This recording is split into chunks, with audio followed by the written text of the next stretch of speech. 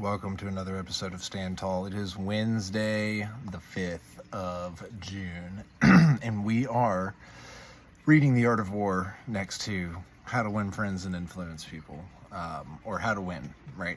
So we're in part 3, How to Win People to Your Way of Thinking, chapter 5, The Secret of Socrates. And I can already tell you, by previewing the principle at the end of this chapter, this is something we see a lot in sales. And the principle for the secret of Socrates, chapter 5, is get the other person saying yes, yes, immediately.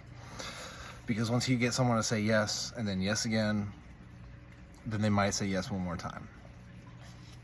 So, Socrates, the gadfly of Athens, was one of the greatest philosophers the world has ever known.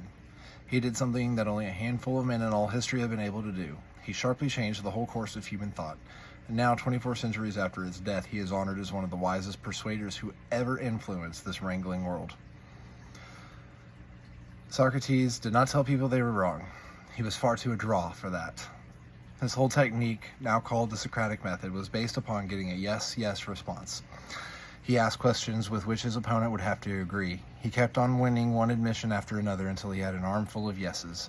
He kept on asking questions until finally, almost without realizing it, his opponents find themselves embracing a conclusion they would have bitterly denied a few minutes previously. So, the Chinese have a proverb pregnant with age-old wisdom of the Orient: he who treads softly goes far. Get people saying yes, yes. So let's go over to, speaking of the Orient, we're going to go to the Art of War. First, we're going to read the ancient texts without any interpretation. We're on the 9 situations. Verse 12. On open ground, do not try to block the enemy's way. On the ground of intersecting highways, join hands with your allies. Verse 13, on serious ground, gather and plunder. In difficult ground, keep steadily on the march. Right, when you're going through hell, keep on going. Verse 14, on hemmed-in ground, resort to stratagem. On desperate ground, fight. When you're desperate, fight. Let's go now to an alternate translation, in which includes some other military strategists of the time reflecting on these very verses. Okay. Mei Yao Chen was the last one about extraordinary adaptations. Master Sun says, when you will survive if you fight quickly and perish if you do not, this is called dying ground. Chen Hao says, people on dying ground are, as it were, sitting in a leaking boat, lying in a burning house. Mei Yao Chen says, when you cannot press forward, cannot retreat backward, and cannot run to the sides, you have no choice but to fight right away.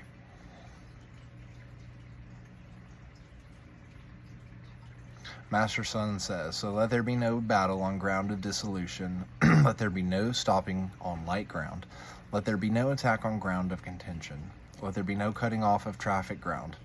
On intersecting ground, form communications. On heavy ground, plunder. On bad ground, keep going. On surrounded ground, make plans. On dying ground, fight.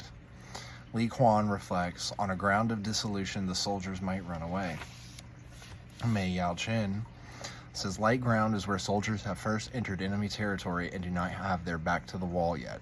Hence, the minds of the soldiers are not really concentrated, and they are not ready for that battle.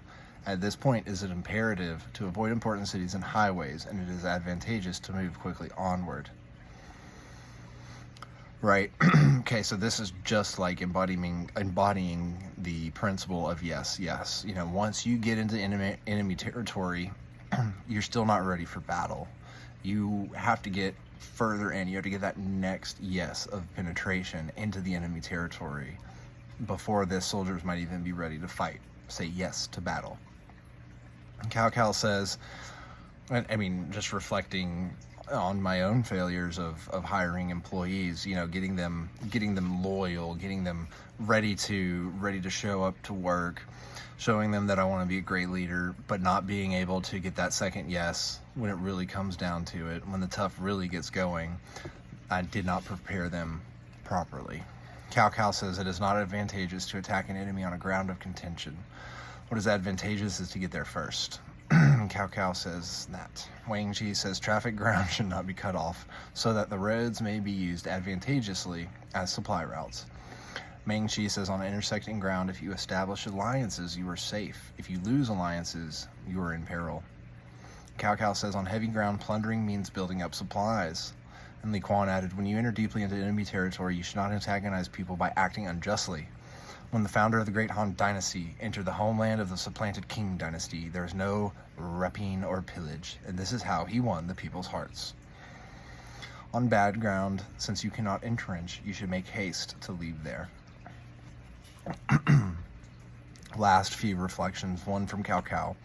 On surrounded ground, bring surprise tactics into play. And then Chen Hao, wrapping it up with, if they fall into dying ground, then everyone in the army will spontaneously fight.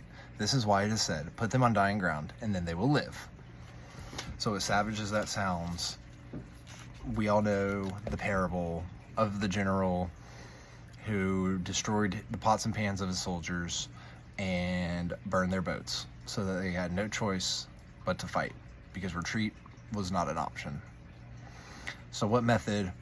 This is why the yes method of Socrates is ethically ambiguous.